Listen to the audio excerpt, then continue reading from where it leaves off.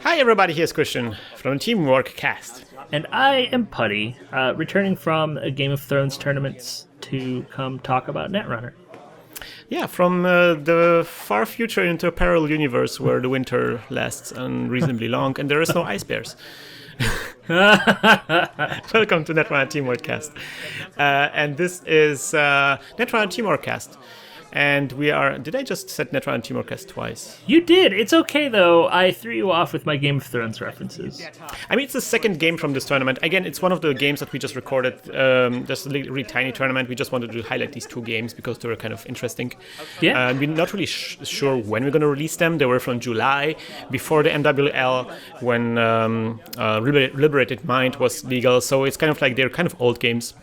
Yeah, but you know... Yeah. People tend to look at card strength and deck strength on this like linear line. I don't think so. Yeah, man. I think the last deck that you played, the runner deck, was incredibly strong, and it doesn't seem like it would be that impacted by the MWL changes, though Andromeda is about to leave. I'm just imagining you sitting there, you know, in a lounge, in a cushion with like a huge spliff, and it's like, man, people think about card strength in a linear way, man. It's true. I've been arguing with my students about this. I'm like, game design is not linear. Neither is technological development. It doesn't follow a linear path. There's no more Anyway, we're talking about Netrunner. We aren't meant to exist in the outside world. We are seeing Django and Krystian again. Django on the left, Krystian on the right. It's me. I'm playing the NEH. I will draw a card the first time I create a server each turn. Django is playing the Kate, and installing things is one credit cheaper for him. And it's those incredible Secret of the Ooze. What are the sleeves? Those things are amazing. Yeah, really nice color. I'm using some drab colors, but you know the pro matte sleeves are just common drab colors, which is really a shame. Yeah, I should get like special tournament sleeves in really nice colors. My Andromeda sleeves were really nice, like pink. Why aren't you using Dragon Shield mattes? I don't like Dragon Shields; they're so slick. No, the mattes are exactly mattes. Yeah, Dragon Shield matte sleeves are amazing. Oh, matte sleeves. Okay, got it. So, anyways, yeah, let us return to the game real quick because there's already something interesting happening here. We saw a bunch of like money cards going back and forth. R&D is way open, but then Django installed a hyperdriver. That's all he needs: hyperdriver and a smile. I guess the hyperdriver he can trash the beginning of his turn to get like 3 clicks. Do another hyperdriver. Just throw it out there, man. Just throw it out. What's going on here exactly, Django? I'm gonna go ahead and throw a term out here, and I don't know if you've heard it before, but we're just going to call this shaper bullshit. Yep. That's a term. Actually, I wanted to record some videos about shaper bullshit. I hopefully I got to actually get to it by the time this video releases. Let's see about that. Speaking of shaper bullshit, that is going to be a fan site. Is it really? Yeah. Nah, that's a fan site about shaper bullshit. Yeah, it's a shape about shaper bullshit by Kate herself. She shows the one weird trick that all corporations hate. Yeah, 2 shapers, 1 cup. Anyways, and I Biotic Labor, classic NEH move, Biotic Labor out Astra script. One of those people. It's still possible because this is before the MWL. And you got some. Is that 2 foods in your pocket? No, that's 1 food, and it looked like another, maybe an Astra script. Could be. I'm on a roll here. This is going really well for me. He did score the fan site, of course. Now he has a 0-point agenda, which can forfeit and do shape bullshit stuff with. And there's another website going up for him. Yeah. Drawing a card, installing another card. We've been having fun with fan sites and... Ooh, look, I installed a lot of cards. Man. Lots of cards. Going horizontal with this shit. That's it. Table flip. We're going horizontal. Alright, so that's going to be Dirty Laundry on that. And that is, of course, the Sensi Actors Union Guild thing in Mangajik, which gets stretched immediately. Really nice for Django, having the Dirty Laundry here, allowing him to run on things and still keep up his monetary game, because apparently whatever he wants to do, he needs a lot of money. No kidding. And that is going to be a councilman and as SMC. Oof! The councilman is really tough, and I was actually surprised by this one. It has some really annoying interactions with some of the things I want to do. I rest the Sensi Juniors Actors Juniors thingy magic and draw a bunch of cards and then put one card at the bottom and then draw yet another card. There's everything happening here. Yeah, the Sensi Actors Junior, I think that was already after your split, your spliff. From Netrunner, right? Oh. Have you played with Actors Union? No, I have not actually. Explain That's what I said. This concept to me. So you draw it, you dress it in the beginning, you draw 3 cards, and then you put 1 card at the bottom of R&D, and then you have your mandatory draw, so you draw like 4 cards in total. Nice. And then you can also like remove some cards you don't want to have from R&D, so from HQ. So very, very good. Meanwhile, I get out the second Astro. The train is on its way. Yeah. Oh, this is like playing Netrunner. Woo! Choo choo, everybody. And that is Django here installing Le Prochain. Le Prochain. Le Prochain. Ah oui. I can sense it now. There's going to be a Beal scored next turn. Could be if there's one on hand for sure, but Le Prochain is it's kind of nice. It allows you to install 2 programs on this, no matter how much MU they cost. So really great if you want to have like a lot of hyperdrivers. Yeah, it's about to put it on. Yeah, there we go. 2 hyperdrivers. So now he can get 6 additional clicks at the beginning in 1 turn, which is weird. I install a bunch of things.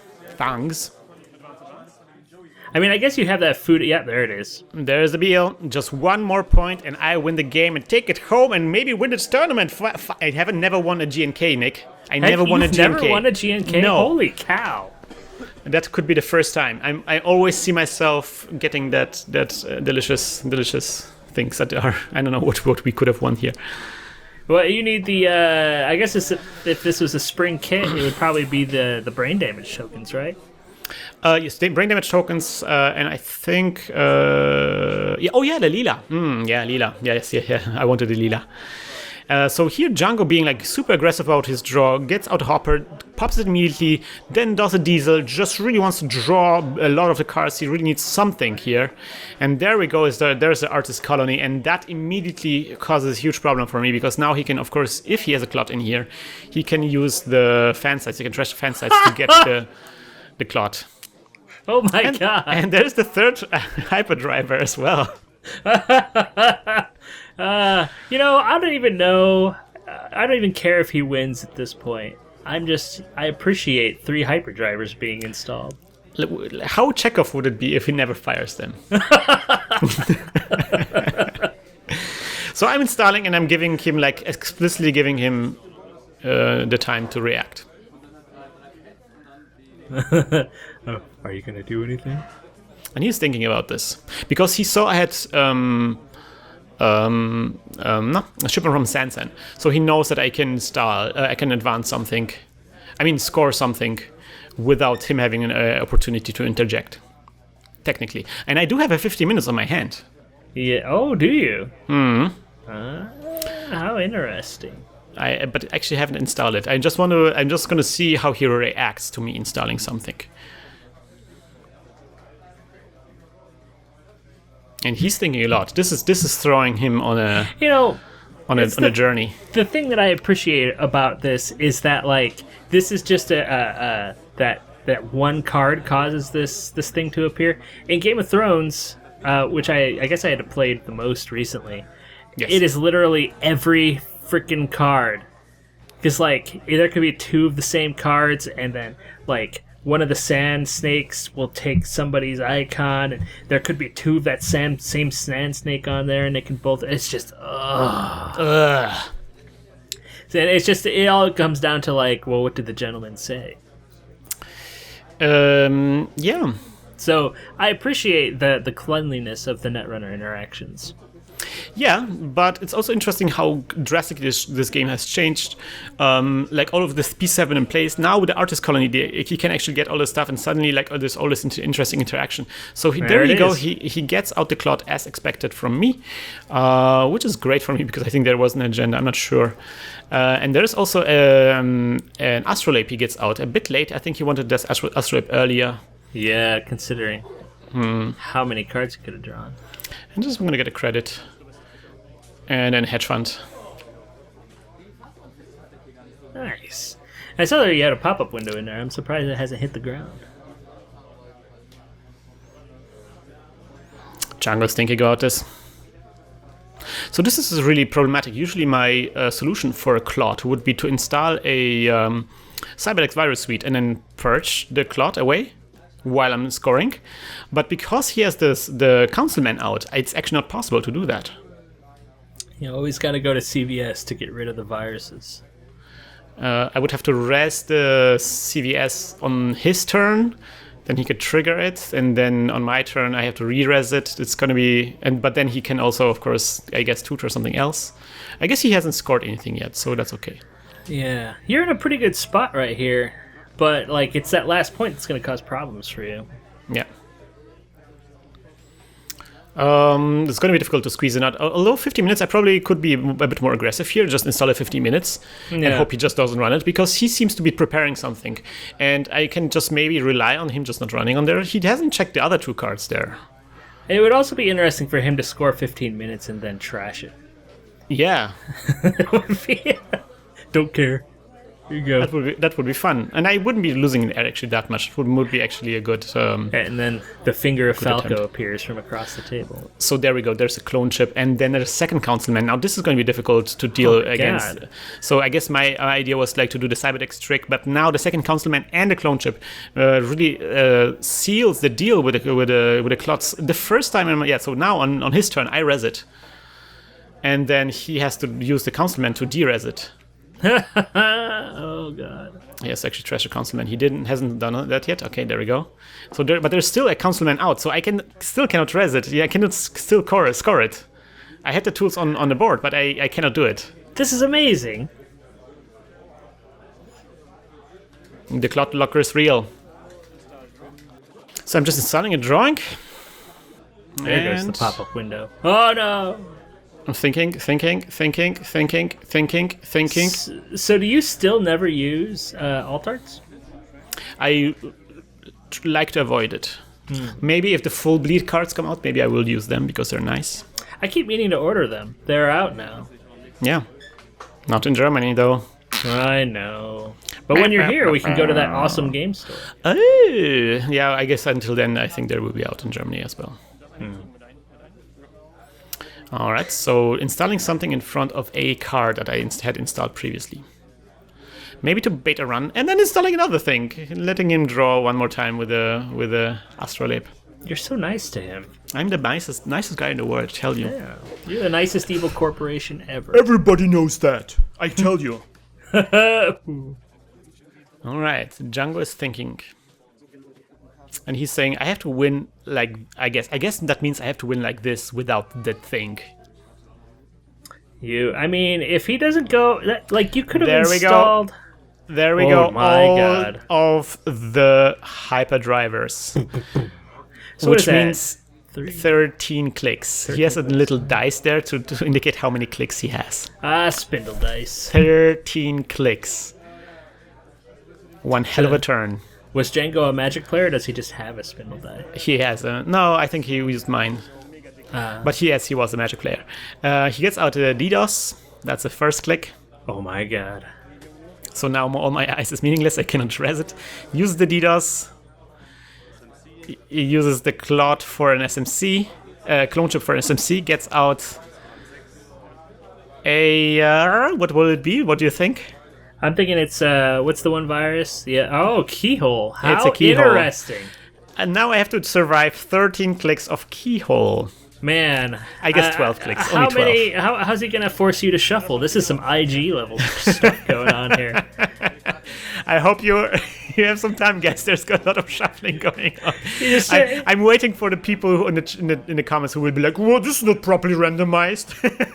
At the end, so I think that the only course of action that you have here is for you to take your deck and throw it in the air and make him pick it all up. If you want to continue this game, pick up my cards. And then when it runs again, you do it again. I'm enjoying this. So this was the first run. This was the Beal. And then it runs again. You get out your pacifier and just be the baby. No. Second agenda. Oh my god. Already at 4 points. I guess he found that one weird trick, huh? Yep. I've always clicked on those things expecting one weird trick, but I never got it. But it looks like we're getting now. That is a one weird trick for sure here right now. I'm kind of shocked by this. I was kind of caught off guard. I didn't know exactly what he was going for. I probably should have seen it coming, although I had some good card draw. So I was like, maybe I can win this game before he can set up. All right, so that was the third run. I like that this also gets like 13 cards out of your deck. Yeah. That's insane. Like, hello, I know that most runner decks are around 44, 49 cards. Here we go. Run number 4. But Cyber decks. Suddenly not too many good cards there. Jackson Howard. Oh no! The question is now, if there's a Jackson Howard on the board right now, I can maybe still win. That's true. Because then he runs on archives, and I can just shuffle in the agendas back in. All right, so that's run number 5, I think. So he keeps running into cyber decks. This is amazing. Oh, why did he do that? Why? What? Oh wait, I guess the cyber decks activates from archives, doesn't it? No, yeah, but he doesn't. I think he doesn't want. He doesn't think that there's going to be another turn. Yeah, but I mean, in case there is, I don't know why you would put that in there. He can still play around this somehow. All right, that's going to be an Archangel 6th run, I think.